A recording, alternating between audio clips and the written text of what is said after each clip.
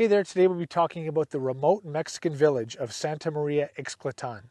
There's some amazing mezcals that come from there, especially some that use cowhide fermentation. So let's see what Ixcatlan has to offer. From Oaxaca City, Santa Maria Ixcatlan is a 3-hour journey into northern Oaxaca. I set off on this ambitious day trip with Anna Bruce and Brooks Bailey, owners of tour operator Rambling Spirits. At the halfway point, we checked out a beautiful town, San Juan Bautista, Coixtlahuaca. For the rest of the drive, the roads were quite bumpy, but we enjoyed the marvelous, rocky, arid scenery. For agave lovers, it's an absolute treat. And finally, we arrived. Santa Maria Ixcatlan has a population of 461 people. This is a farming community that sits at an elevation of 6,000 feet. Our first mezcal stop was the Palenque of Armando Alvarez, which was a rugged 20-minute drive from the far side of the village. This mezcal distillery is on the hillside of a stunning jungle setting. And only a few steps inside, we are treated to some instant hospitality. You want to try some hot Oh, do I? Oh, dude. Adriana, gracias, amigo. ¿También? Sí. And it was a good pour too. He's not cheap.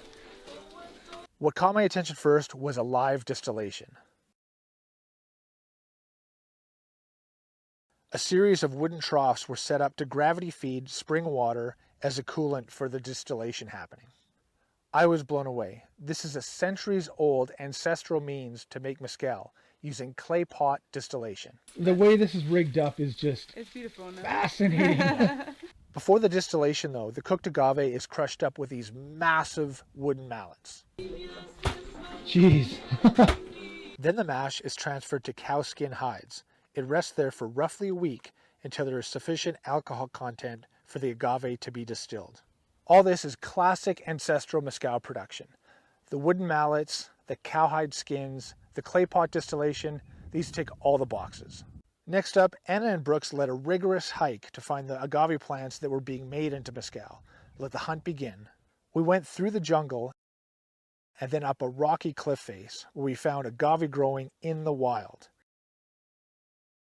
The name for this locally is Papalome, and that's what we were tasting earlier at the Palenque. After one last peek around Armando's amazing Palenque, we scooted back to Santa Maria Ixcatlan, where we were treated to a lunch at their family home.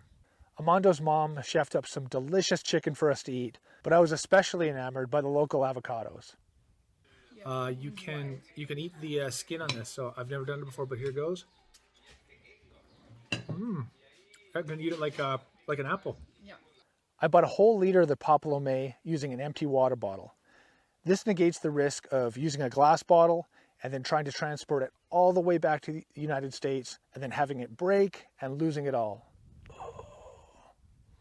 Our second mezcal stop was unintended. As we were leaving the village, we passed by a shack that had all the signs of mezcal being made. So Brooks put it in reverse. We jumped out to investigate.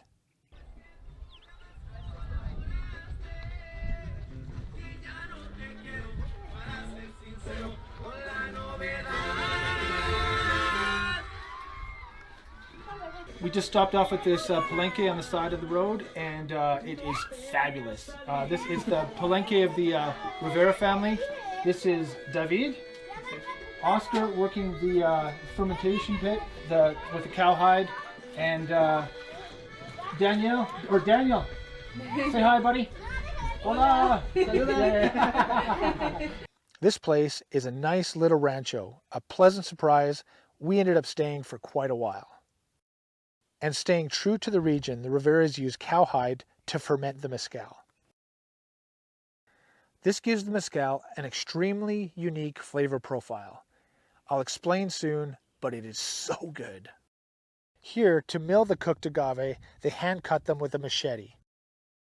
I poorly muddled away, although it was drawing keen interest, especially from the little ones. Checking to see if maybe Gringo would hack off a finger, but as you can see, I left with all my digits. I sampled and bought a bottle of David's fabulous Papalome and Espadín mezcal. This is mucho bueno. Gracias, amigo. Cool. Anna, Brooks, and I Absolutely loved visiting these guys. Such incredible people. All right, we're back at the homestead, and as promised, I'm going to give you a general idea about what these cowhide fermentation mezcals are all about. First, we have Mezcalero Armando Alvarez. This is the Papalome that I bought down there, and I've transferred it into a glass bottle. And this guy here, an excellent brand here in the United States, Cinco Sentidos, and they sell the Armando Alvarez batches. All right, and here is the David Rivera mezcal that I bought directly. And this last one is a brand called Maguey Malate, who featured David Rivera as well. All these are going to have different tasting notes, but there are going to be some similarities between them. First, what I get, and it's consistent with all of these, is a tropical sweetness.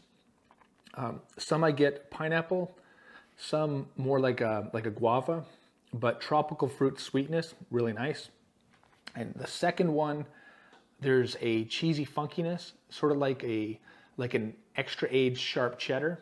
And last, one of the more prominent ones, barbecued meat, tasty barbecued meat. And if you can find either of these, they are definitely worth trying out for yourself. I gave the Cinco Sentidos Poplar Medal 4.5 stars out of 5 on Mezcal reviews. The David Rivera expression for Maguey Malate for me was a whopping 5 stars. As you can see, these mezcaleros are excellent at what they do. They absolutely knock these mezcals out of the park. Great work, fellas. Well, that's it for this one. I encourage anyone out there to go visit the states in Mexico that make mezcal. Seeing these mezcaleros and mezcaleras and the fabulous product they make firsthand is just the best. And a big shout out to Anna and Brooks from Rambling Spirits for taking the time to show me this truly magical spot in Oaxaca. I'd love to hear any feedback you may have in the comments, but it's been awesome talking about these Santa Maria Ixcatlan mezcals with you. Until next time, salud.